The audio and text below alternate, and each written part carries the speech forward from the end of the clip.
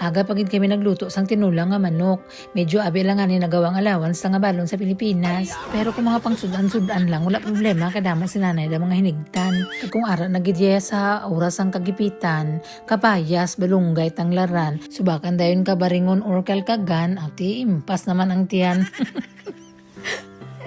So hello mga tita and tito, balikan nato ng aton nga na-skip nga video, no? Amo na ini siya ang ika-day 19 sang aton nga pagbakasyon. Makadto kita sa Tampakan, kay since nagsakay kita sa pinakapaspas nga bus, nag-abot ng kita dayon. Dasig lang, ano man inyo man. So pagkabot namon dito, tiging preparahan kami sang paniugto sang pamilya ka sister-in-law ko, no? So shout out sa Valera family. Kag sa akon nga sister-in-law dira, sa akon nga utod, ano, pinakugwapo ko nga manghuna, bunso naman na sa magutod mo, ako na bantays na mo. Kay dirigid siya sa Tampakan na palid sang gugma nga gaurus-urus. So subong may pamilya na kami diri sa Tampakan. And then it's actually our first time nga makabisita diri no. Kaysa una nga panahon iya, magagi-agi lang kita diri sa signage nga to Tampakan kung makadto kita sa Pulumulok. Pero this time, ati, nagapikilbol na kami diri. So nagagaanay kami dito sa may pikilbulan, tita, kay ari ka dito si kuya. Mabisita na kami kag say hello lang kag nagtirada nagising da street mapabilin bala. So nakalampos-lampos man siya. So ang sunod mo nakadtuan tita, makadto kami sa balay sang tita sang akon nga bayaw. Sa balay ni tita Susan kag ni Uncle Tonyo nga pertimos. Oto natural makitita na laman ko kag maki Uncle Tonyo. Ikiti kung sinong pamilya sang utod ko pamilya ko naman da feelingon. Pagsulod namon dito tibaw, nakasilinggid ko nga halin sang unang handom ko tinga makabalay man ko sa amo sinimo. Nang lapad bala ang imo nga area, nami ang imo nga atubangan damo kamo sang kalubihan, damo kamo sang kaprutasan. Nami sig ko sa amo nga mga setup ti kay kami bala halin sang una at tinanti bala kami. So nagdako gid kami sa kaumahan.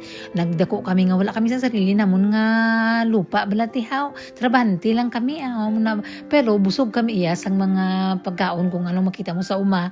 Damo kami sang lubi, damo sang saging, kati damo sang tanumba o kamong nagabantay. So ang handom ko man sa kinabuhi ko tinga one day umalay mo madaog kita sa luto, mabakal ka sang pila ka hektarya nga lupa bala mo dala handom lang niya. Butangan mo sa damo rin nga lubi, lansunis, rambutan, durian, tanan nga mga prutas-prutas dira nang kumbaga self-sufficient ka ba. Mabuhi din ka sang damo nga manok, pato, mahimo din ka sang fish pond, mabutang ka tilapia, haluan, pantat, gurami, turagsuy. Mabutang mo para may sagyap-sagyapon ka tapos butang ka sa damang kalamansi. Sana Tanang makilid-kilid pang butangan mo sang kalamunding. Tapos para kung mga season niya na kung di ayawan ka imo ka pinanguha. Pareha pala sinang ilang lugar di ang kultonyo nami gidya. Ina pa bangko to kani kung kasano niya naging pangtanom ni mga lubi diri nga pwede mo gani ludhan-ludhan ka nami balati. Nami bala nang mag-harvest ka na mahigop ka sang sabaw ka lubi o makaon ka durian. So ako gin-enjoy ko dito ti kanami isang huyop sang hangin, medyo init-init lang pero na balance bala dayon. So since kinagtulutaliti ito din naturo TikTok ang mga bata dire, ang lubi na amaze ko doon nami bala matanom sinitingan ng damuon mo gibla katanom tapos kung tig-harvest na ludhan mo yan, tusan mo kahit tinubuang yung tanong mo. So mga bata diri kay enjoy sila tino kay nami gani magdalagan-dalagan kalimpyo maintain gid ang ilang grass. So mga bata free ba lang nga makaduro-dalagan. So amo gid handom ko one day balati sa uma kung malay mo makakwarta bala kita mabakal kita sila. Kag bisan gamay lang dito sa amon tiluti-luti lang.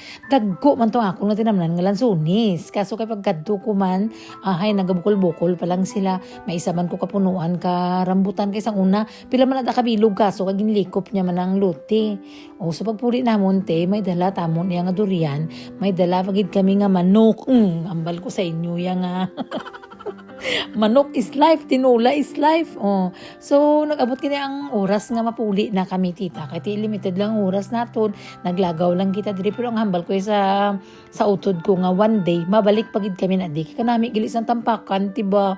First time ko na amazing ko layon. Halin pa lang sa dalan sa Coronadal pasulod pa lang pagkadto sa Tampakan. Nagmita na ang lugar malimpyo. Matugnaw sa mata kag yung kanami bala daw hapsay. Na daw mo na. So ang sa ilang nga taon ang center mismo amo ni medyo gamay-gamay pagali na dira, pero one day I'm sure definitely nga mag-umwad pagid ini no. Kaya mo damo nagali sang mga katawhan diri. Kag bisan din ka makatusubong sa Pilipinas. Of course naga-uswag na gani itungod bala sining kung kaysa mga social media. So natural ang mga turista nagalagaw-lagaw o para sa amon blasbong nagalibot-libot kami di turista. Nakita nyo na ho? Dira kami sa tunog date ni Uncle. Nagstay kami diri ni Uncle sang bana ko bala subong. So nagpundo kami nagsarado nagali na nalipat ko sa pangalan sina Del Reo. Dira kami nagstay sang una ni Uncle. Papila man kami gabi pay. Oh, sa pagpuli namon tiga inulan gindulong ako sang akon nga bayaw kag akon nga manghod. Perti nga ragok na sa dalan, perti kalapyo mo.